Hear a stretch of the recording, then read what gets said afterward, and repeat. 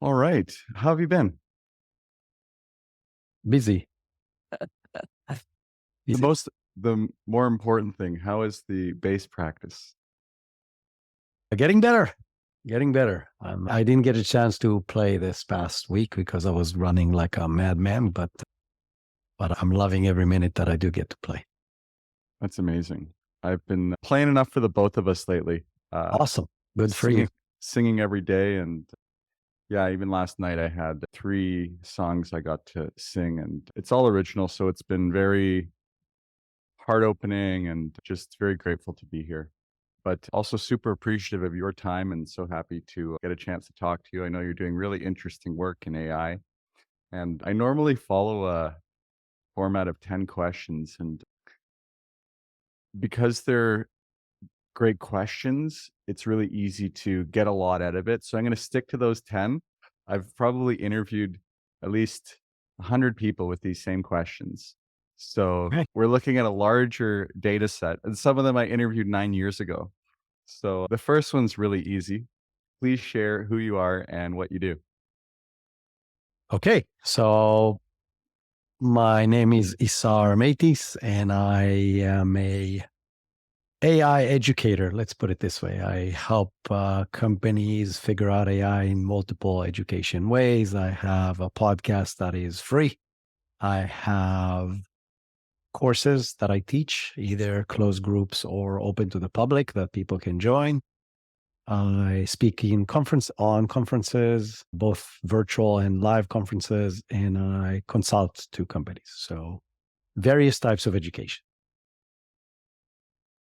I love it. I've always been a huge fan of education, and what a great opportunity we have right now to learn about something and share it with people who may not have been presented the same information in just the right way. And you're going to articulate different than, say, somebody else would based on your experience. And Of course, yeah, it's really quite interesting. for me, Yeah, the interesting thing is this is the fourth company I'm running. And right. most of them were tech companies. And so most of my career, I held leadership positions in tech startups. And so when I look at this whole thing is very much through the lens of a CEO of a company and how can I transform a business using this?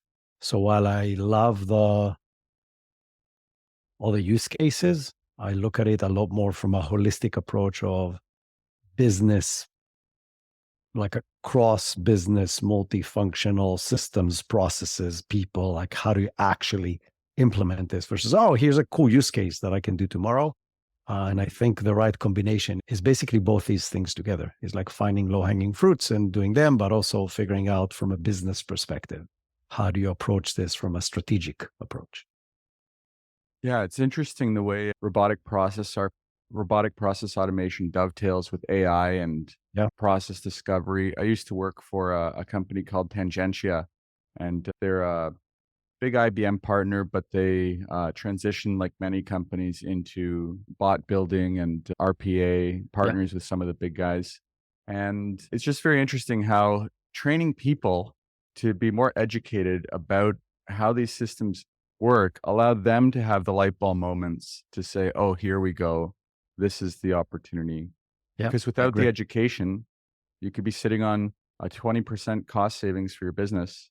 Oh, yeah. You Yeah. barely, Yeah. you can't connect the dots. So yeah, the upside's huge with education. Yep. Yeah. Okay. Well, welcome to the show. This is the new Grateful podcast, and we're currently in our temporary studio in a co-work in Sayulita, Mexico. So I got to yeah, ask you a question though. Are we doing sure. video as well?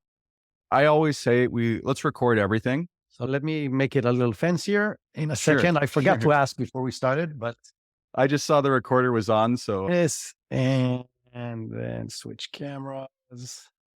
I could also be a little fancier. Oh, there's a nice There we view. go. Now I'm going to switch this to here. Now I'm looking at okay.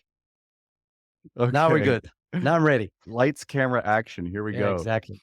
So this is the Grateful podcast. We're still in our early days. This content should now be on gratefulpodcast.com, which I think is a pretty It good is. It's a podcast good name, name. It's a right? good name. So I've been doing, like I was mentioning, these interviews for 9 years.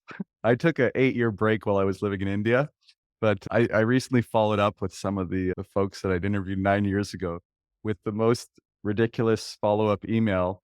9 years later, edutain interview follow up. So if you got a 9 year later follow up, you might open that one. I think our open rate I was pretty think good. people will open those. Yes. Yeah.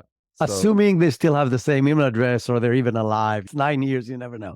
yeah, fortunately, a lot of the folks are doing well, and it's been great to reconnect. Awesome. But It's really so cool. I'm intentioning in a 9 year follow up. I'm sure we'll be chatting before then, but that's at Yeah, least my I'll put it commitment. on my calendar. Like, Okay, I like it. I like it. It's a great idea. So tell me, Sar, what do you love most about the work that you do? wow. In general, and I've said that for years, if there was a good way to make a living as a teacher, that's Mhm. what I would have been doing. And I found my passion for educating and training other people when I was an instructor at the Air Force Academy. Hmm. And then I've learned that helping people be more successful in something is probably the most rewarding thing you can do in life. And now I get to do this combined with stuff that I'm really passionate about.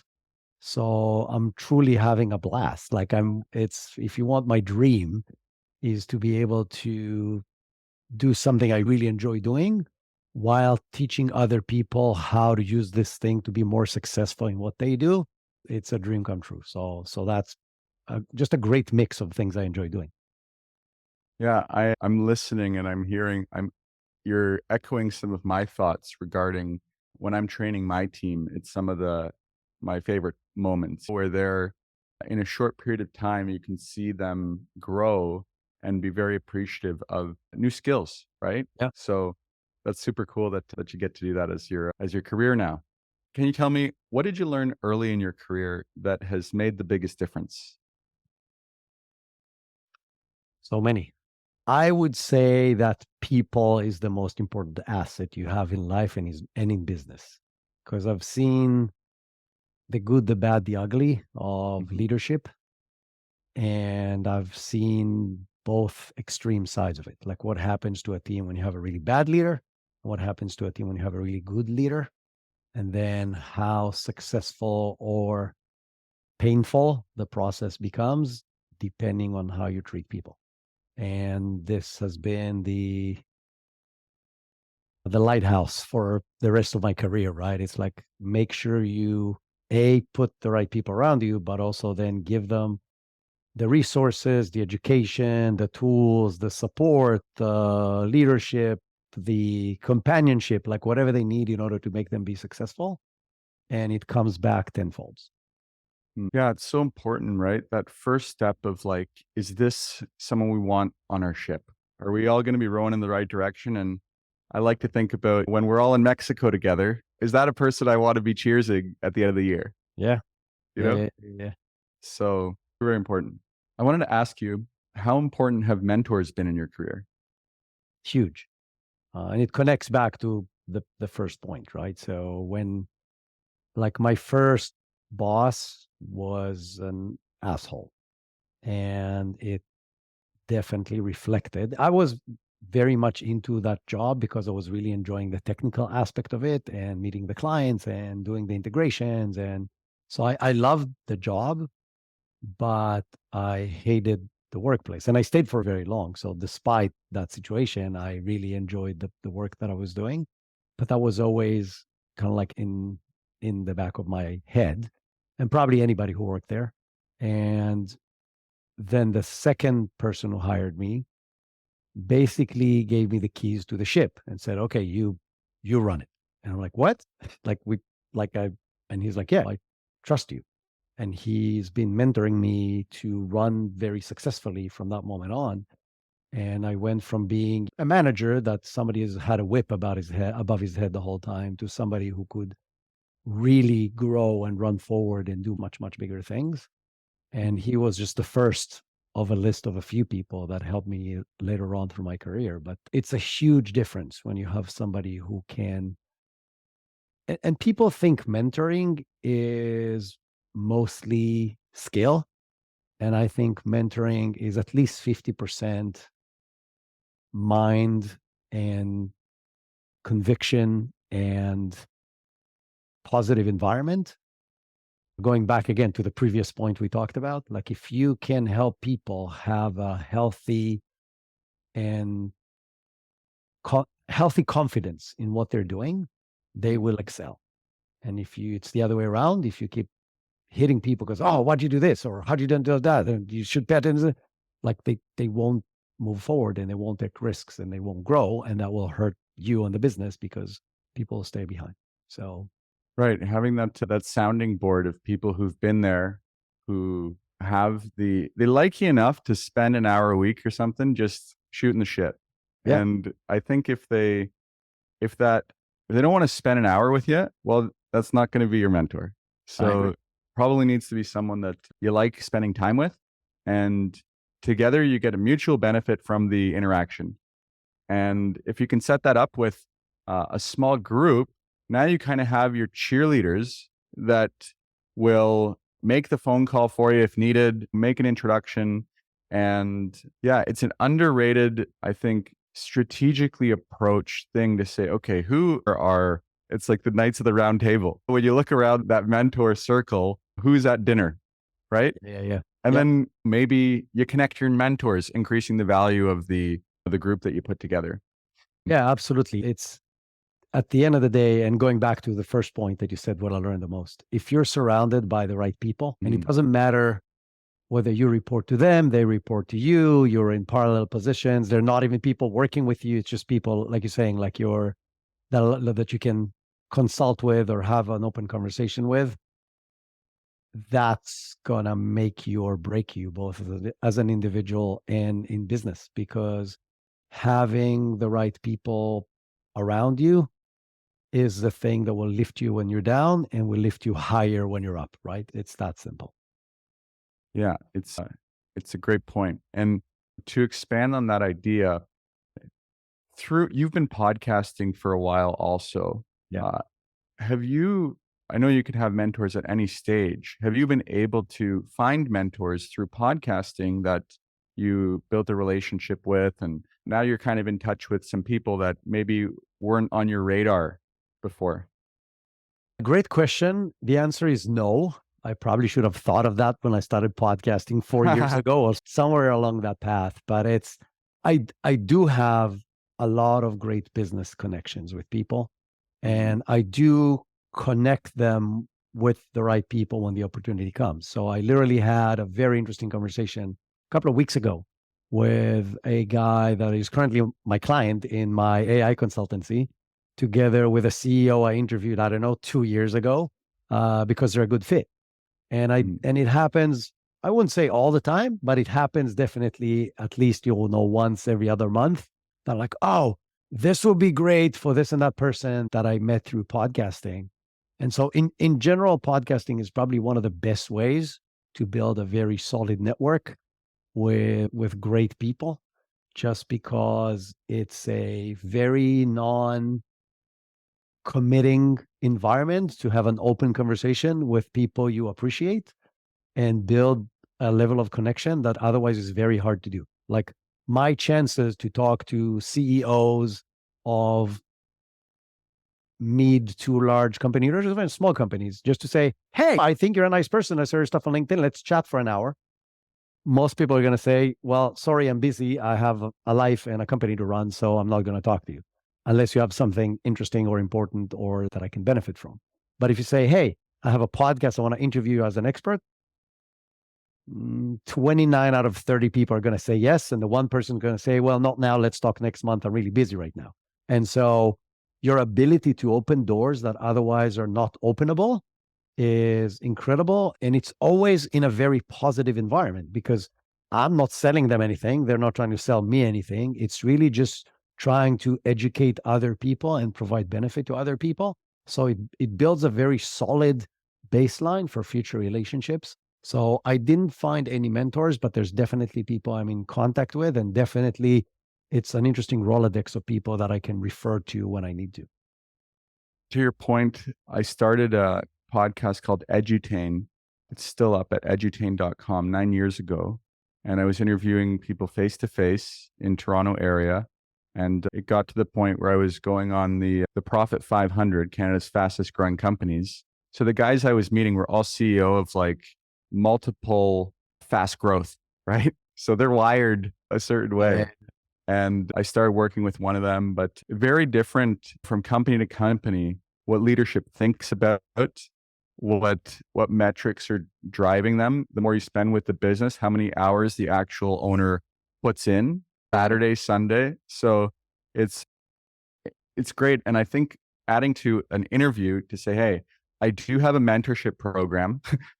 It's something I'm building. And then you work towards your round table and you could see if it's something that would appeal to someone.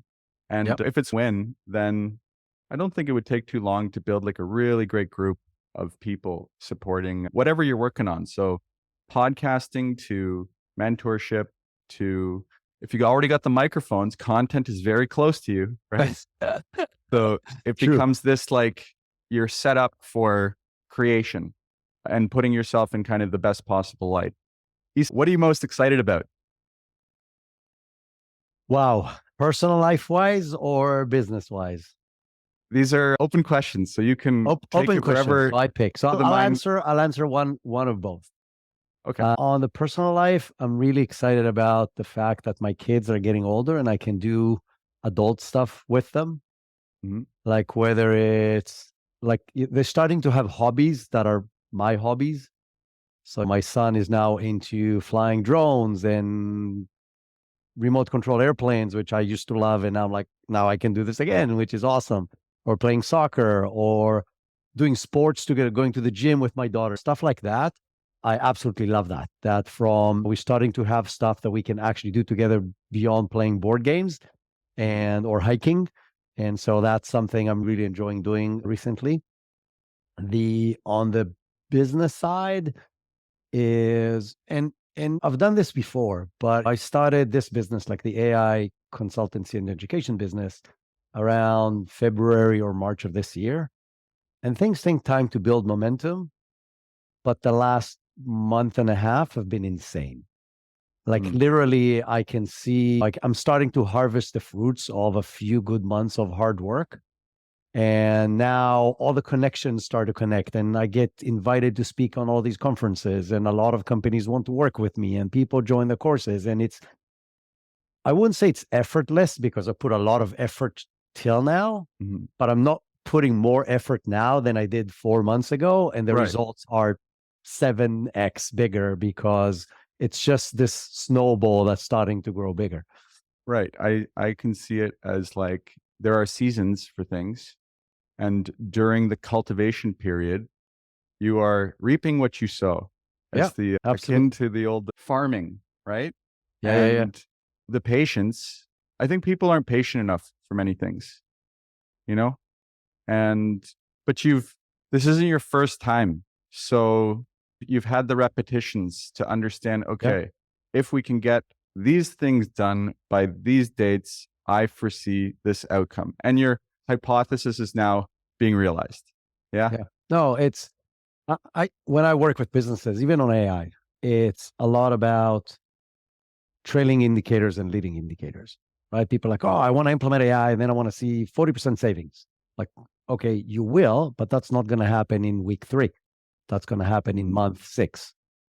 But in week 3, we want to look at stuff that will tell us that we might see those returns back in month 6, meaning what are the things that I can look at that are KPIs, that are leading indicators saying I'm doing the right things. And like you're saying, because it's not my first rodeo, like the 2 companies ago, I was running $100 million travel company that I didn't start. I told you that's the guy. He basically put me in charge of that thing. But when he put me in charge, it was very little small and not functional. And within a few years and with his support, we grew it to $100 million in sales.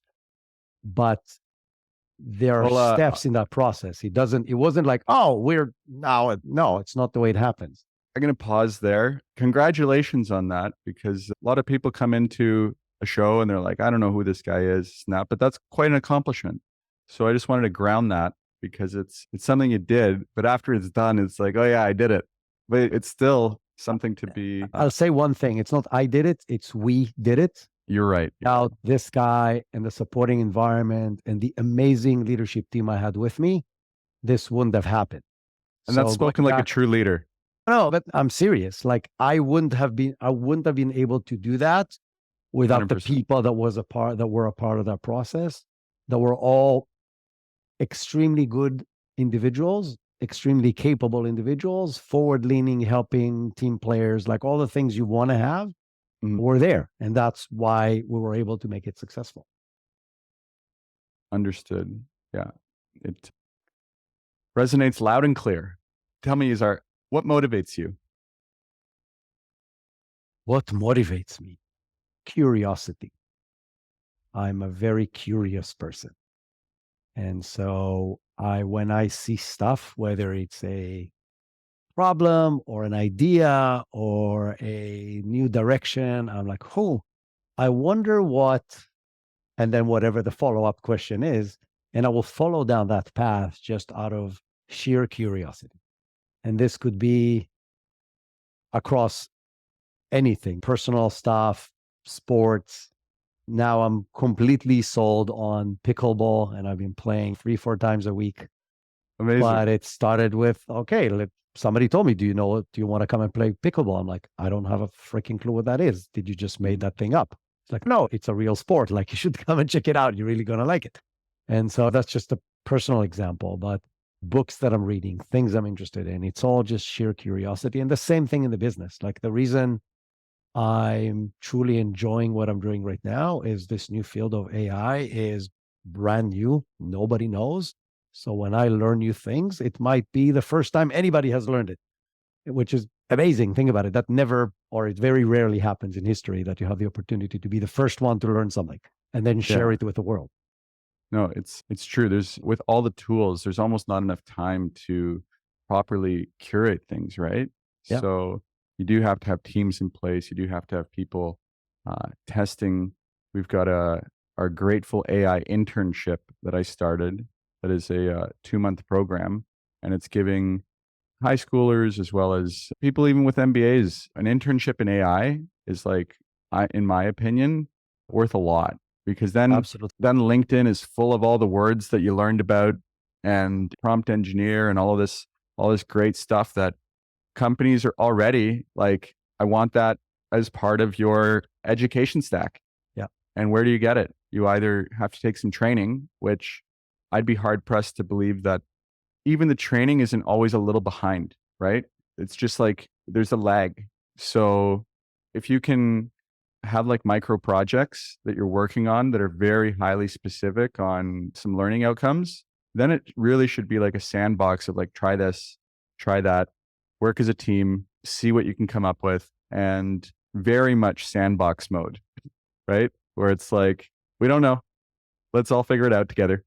Yeah, absolutely. When people ask me like, how do I get started? I'm like, just get started. Yeah. Like ChatGPT, middle of the envelope, right? No other fancy tools. Don't pay other than for ChatGPT. Pick up one simple use case, either for a personal thing or for your work, and figure it out. Get your hands dirty, start playing with it so you understand how it works as you're listening to podcasts, reading blogs, watching YouTube videos, like what? Yeah, educate yourself. But you're not going to really understand how this thing can impact your life or your business without actually doing stuff with it. And as you start doing stuff with it, you come up with more and more ideas and more use cases and more things, because you start, again, you got to be curious and you got to be somewhat a geek. But if you are, then you'll have 20 ideas a day. And then, like you're saying, not enough hours in the day to try stuff out. Yeah. It reminds me of when I first learned to ride a motorcycle. I did not know how. I rented it in India. He gave me the keys. And then I said, okay, I'll see you later. That sounds safe. And I went to a little restaurant and watched a YouTube video. It was about 5 minutes. And then I got on the bike. I stalled right away. But after some time, I know how to ride a motorcycle. Yeah. And I don't think the risk is very low, right? To go to openai.com, start using ChatGPT, you sign in with your Google, and you just ask it to start the same stuff you would Google and see how it works as Google. And then go beyond that and If you use it a couple times a day as a replacement to Google, you're probably going to change the way you think about input. Yeah, I always like to tell people start with a use case. Like start with something, That's true. whatever that may be, right? You're a salesperson, help me write my next sales email. If you are in marketing, I want to analyze this data from the last month for a campaign I was running. If you are in HR, help me write questions for interviews of these kinds of people, like whatever the case may be, and explore a little bit in that direction, because it's very much an iterative process working with AI and large language models. And if you don't know how to start and how to do it properly, when you're going to get really disappointed with what you're going to get in the beginning because you don't really know how to work with it. It's just like any other tool. And so it's just as if you know how to use a hammer, but now I'm giving you a power nail gun and you're going to shoot it all over the place and not going to get any work done. And you're going to break the walls and like, okay, that's pretty dumb. I'm going to go back to my hammer. Right. Where if Exactly. somebody showed you in one simple YouTube video how to use the nail gun, you're like, oh, okay, now I can put 50 nails in the same time would have put 3. All I know is how to use the tool. And it's the same thing. Like if you get basic idea on your use case, like how are people using ChatGPT to do this, which is a real use case for you that you will actually benefit from. And then you go back and like, okay, I'm going to try this out. Now I have an idea and I'm going to try this for not 3 times, but 30. By the 30th time, you're like, oh my God, this is incredible. But it will take repetition and iterations for you to figure it out for you and the specific use case you have, even if you don't start at 0. And if you start at 0, it's a mistake, because then there's so many people like me who just share everything they learn about AI on every platform you're in, right? It doesn't matter whether you're on LinkedIn or TikTok or Instagram or YouTube. Yeah. There's multiple people who's going to tell you how to do specific use cases. Just find them, learn the basics, and then start playing with it yourself until you figure it out for yourself. I've gone down that rabbit hole myself of following a ton of accounts of people just talking about this stuff. So part of my experience of scrolling becomes education. And hey, this guy's 1-minute video on Instagram that started with this great hook about 3 things that you need to know about AI. Right there in a minute, I just learned something. So I'd encourage people to follow some free accounts on their social medias that teach you a bit about AI. And then over time, you might catch the right thing that might trigger you to want to try something that you didn't know about. So worth the investment. Isar, what is your biggest challenge as a leader? It ties back to what I said before. I fall in love with people too easily. And I'm really bad. I do the same. I'm really bad at like firing people that probably should be fired. And from a company leadership perspective, that's not a good thing. Like once you know somebody is not a good fit, they're not a good fit. And if you're going to keep on fighting to figure out a way to make them a good fit, you are usually wasting a lot of resources, time, money, mental health, whatever the resource is. Energy, right? And I've done this multiple times in my career, which is not a good thing from a business leadership perspective. Tough conversations to have. Yes, and mostly with myself, right? It's like you know what the right thing to do, and I just can't get myself to do it. Got it.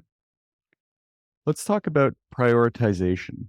How do you prioritize what's most important?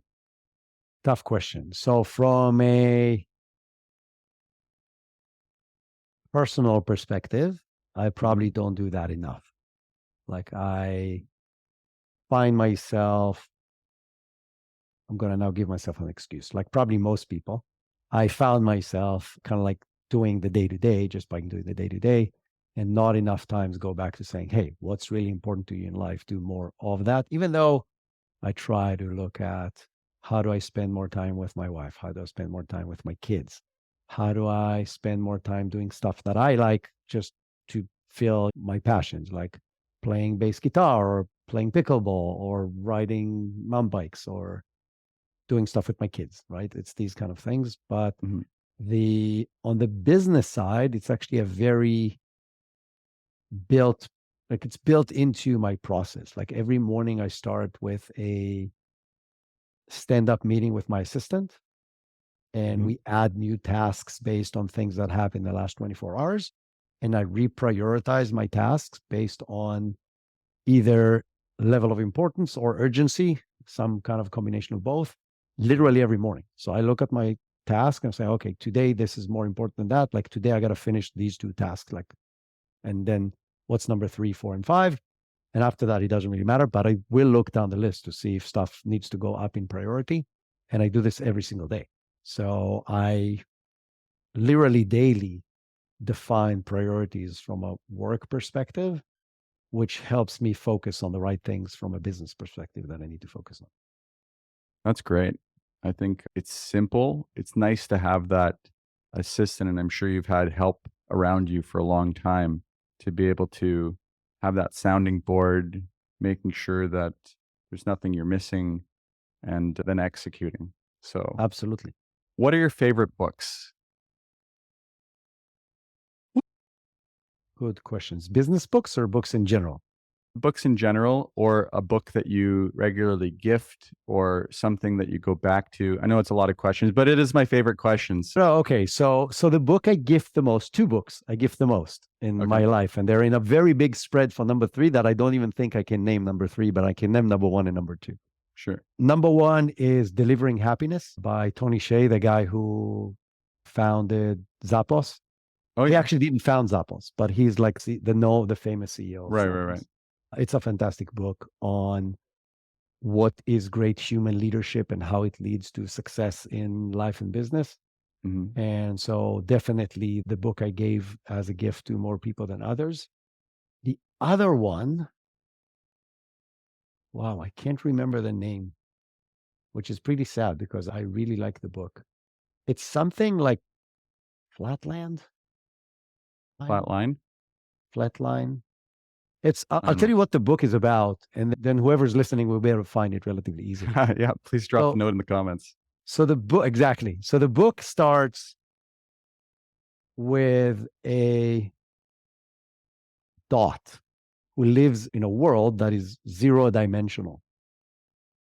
And then suddenly something shows up in there, and he's like, whoa, what the hell is that? And it continues. And then he understands it's a line.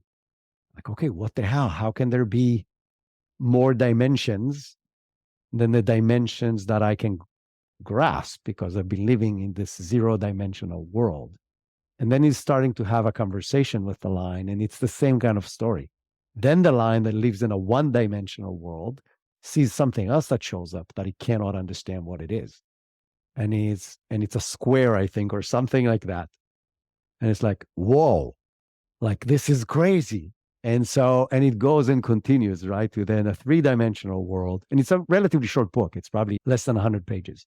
What I love about this book is then it ends up with us living in a 3 dimensional world cannot grasp what's a fourth dimension. Like, how is that? Like, there's no fourth dimension, right? Because we cannot grasp it. But after you read the book, we're like, oh, yes, there is 0 dimension, 1 dimension, 2 dimension, 3 dimension. Of there's no reason why there's not be a fourth dimension or a fifth or a sixth and whatever. Mhm. And it even gives a weird example on what a fourth dimensional world can look like. But the reason I really like this book is that it forces you to think outside the box. It forces you to grasp the understanding that we only know what we know because of our point of view of things. So now going beyond the physical dimensions, it's now the mental dimensions, right? Okay, I know what I know through my lens. That's it. I have none of us really have any objective truth. Like we have a subjective truth that in some cases we try to make it as objective as possible, but it's still our subjective truth. And having that mindset, knowing that other people, other creatures, other situations should be explored, not just through our point of view, because we cannot grasp it through the point of view of somebody else, I think is critical for us as people to have better understanding of the universe, better communication with other people, be more open to other stuff, whether it's people with different beliefs, people with different religions, people with different sex approach, people like whatever you want to measure. And then I think it will make us a healthier human race as a whole. Awesome. I love that. I think that there's so much that we can learn about ourselves and each other, and through looking at things differently. And I love these kinds of conversations because, as you can see, the questions I'm asking, I haven't talked specifically about any of your favorite tools, but it's great to learn about you and get into the ideas, right? This is the last question, unless I come up with a bonus question. If you could give advice to your 20-year-old self, what would you say? That's a tough one. That's why 20-year-old it's self. the last one. It will go back to something that we talked about a lot, Mhm. which is be nicer to people and be a better person. When I was 20 years old, I was very arrogant. I was an F-16 pilot. And so first of all, I think they pick people that already have very high self-confidence. And then they Mhm. make you, and competitive, and they make you have even more confidence and be even more competitive because that's how you succeed as a fighter pilot. Mhm. And it took me a lot of years and a lot of scars to understand that it's a very unhealthy way to live life, always Mhm. trying to prove to others that you're better than them. And probably took me 15, 20 years to turn that around, to get to the point of the understanding that no, it's the other way around. If you will raise other people, it will make you more successful, and not if you show them that you're better than them. And it's been maybe the toughest journey of my personal life and my career. And if I could go back to my 20-year-old self, say, you're a fucking idiot, this is how you need to approach life, it would have saved me a lot of those scars. Yeah, to know it now, then probably I would definitely do a few things differently. I'm happy for all of the lessons learned Oh, because, listen, I yeah, think we talked a little bit about mentorship, right? yeah, Mentorship is maybe one of the only shortcuts that you can take, but mhm, they're not shortcuts of like, oh, that saved me 3/4 of the way. right, Because at the end of the day, you need to get that slap on the wrist or slap on the face, like a yeah, big one, to say, huh, maybe my way wasn't that right. yeah. The confident entrepreneur humbled and then reset, Yeah. like, okay, maybe my ego can deflate because I know what it's like to go through this. Yeah. And now I think that's why entrepreneur to entrepreneur, I know anyone who's successful has been through some shit and they came out of it. Yeah. Whatever rabbit out of the hat they needed to make happen, they got it done. Yeah. So that's great. Go ahead. No, I had a conversation. I'm working with this younger girl. She's really smart, really driven, and she's putting together this AI symposium. And sh- it's tough putting together a event with hundreds of people.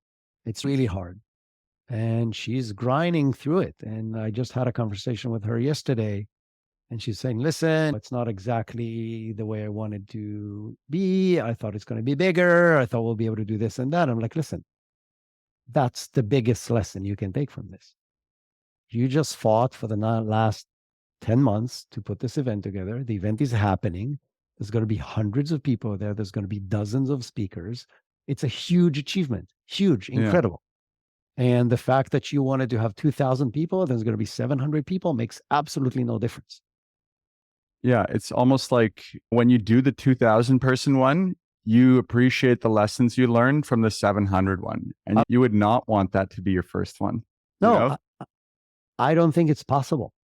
I think your chances of failing completely trying to do your first event are Yeah. significantly higher than going to the 2,000 person event, and the lessons you learn in the 600 to 700 person event will take you to the 2,000, 5,000 person events in the future, which if you did not do the first one, or you would have given up in the process because there's not enough people, or you're losing money, whatever the case may be, will never allow you to do the next step.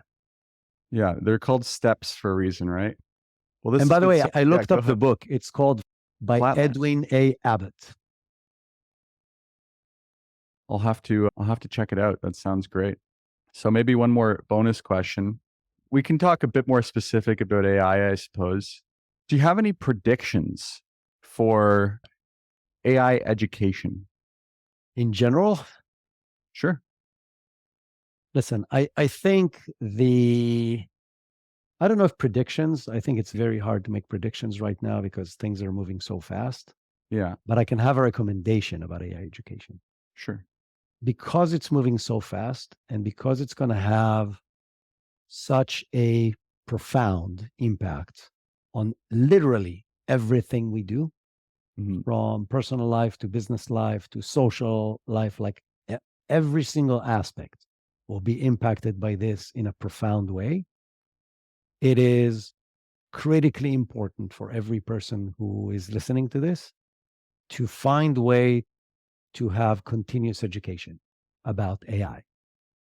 And there's multiple ways to do that, right? There's my way is very extreme. I made it my career right now, right? So it forces me to be in this all the time. But most of us cannot afford that. So find the podcasts. It doesn't have to be my podcast, but find podcasts that speak your language that you enjoy listening to, that you can listen to regularly. Find people to follow on whatever social platform you're on. If you like watching YouTube videos, find people on YouTube. If you're on Instagram, TikTok, LinkedIn, like wherever you're at, find the people who continuously share new systems, new things they found, use cases, research, news, whatever the case may be. Keep yourself up to speed, and as much as you can, where the things you hear apply to your daily stuff, try stuff out. And if you do that, I'll say something extreme just to put things in perspective from where Sure. I'm looking at this. And I'm looking at this again as somebody that's what I do day in, day out with different companies of different sizes. I just spoke at a conference 2 days ago. The examples I gave them, which blew everybody's minds as far as stuff you can do with ChatGPT today, that capability did not exist 2 weeks ago. 2 weeks. So it's things that are available now that are game changers on multiple aspects of businesses that did not exist 2 weeks ago, not a year ago. And so the speed in which things are happening right now is insane. And a business, as a business, cannot change fast enough. But if you keep on educating yourself and look for the cases it can have a big impact on your business, now you'll at least be ready and understanding enough to be able to pull the trigger and do something versus it scares me or it's moving too fast, so I'm not even going to follow it. Yeah, I think about it like you got your classic sales pipeline, but what's your learning pipeline look like? So you've got all these inputs, right? Useful, I don't know, should we actually go through with that? But as an ongoing, you should regularly being, at least if you're looking at the leaders, an investment in ChatGPT, knowledge, education, at first and foremost. A lot of tools are built with it or on it or referencing an engine, right? So you might as well understand how the operating system works, so to speak, to, like you said, have that regular, it needs to be culture now, right? It needs to be time dedicated, filtered in a way where in short, concise bites, you're updated on what's new. And like you said, find your guy, find the person who, I was thinking, hey, if it's a car mechanic and you're a car mechanic, but he's talking about AI stuff as it like helps him in his day to day, that's a cool follow, right? It's right in your wheelhouse. Well, this has been a lot of fun. And what did you think about the questions? I think they're interesting, right? They force me to think, and they force me to go back and sometimes dig deeper, both mentally and on the emotion side. So I think they're great. It has been, it took a while to get to these 10, but a lot of them, they're somewhat self-serving because I'm so curious to know the answers of these 10 questions that I get a ton of value from the learnings along the way, especially things like books and prioritization. Everything I asked you, I'm deeply interested in. So thank you for sharing your brain with us on the Grateful podcast. And yeah, let's continue the conversation. Love to set up another chat and we can explore ways to collaborate and do some cool stuff. But at one day we'll be jamming on the guitar, right? Amen. Amen. That's, Yeah. Listen, it's one of those things, and I'm relatively new to the whole bass guitar thing, but it's one of those things that because they require me to be really focused at them, allows me not to think about anything else.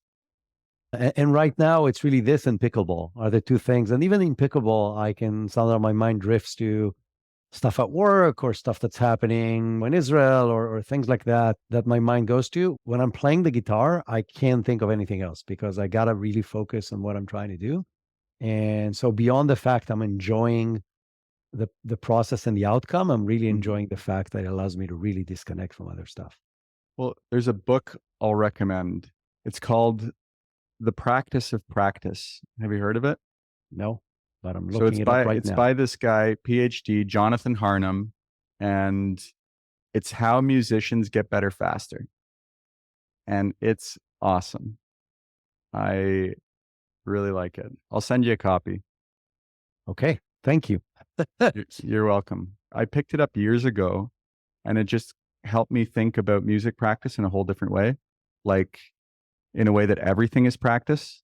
So you begin to, I know by saying that, it means like if everything is it, then nothing is, but he makes a really good point and gives a ton of examples from how different people have learned music from different parts of the world and different environments. And I think as someone who's learning bass guitar, you'll find it fascinating. I will definitely check it out. It also dovetails nicely into practice of anything, right? So can be useful in education and things like that. So yeah, I hope you enjoy it. I know I will. As we are speaking, kind of like looking at the notes on Google. It looks really interesting. You'll be listening to the audiobook by this afternoon, but Most likely. I'll send you a copy of it for your library. Thank you. Okay. Well, this has been a lot of fun. Happy to do it again sometime. And yeah, let's chat offline and, you know, all the best of success this year and making time for all the things that are important for you and your loved ones over the holidays. Thank you. I appreciate it. Same to you. Okay. Thanks a lot. Have a wonderful day. You too. Cheers. Bye-bye. Grateful AI, oh, grateful AI. Waking up to the sun, sand beneath my toes, feeling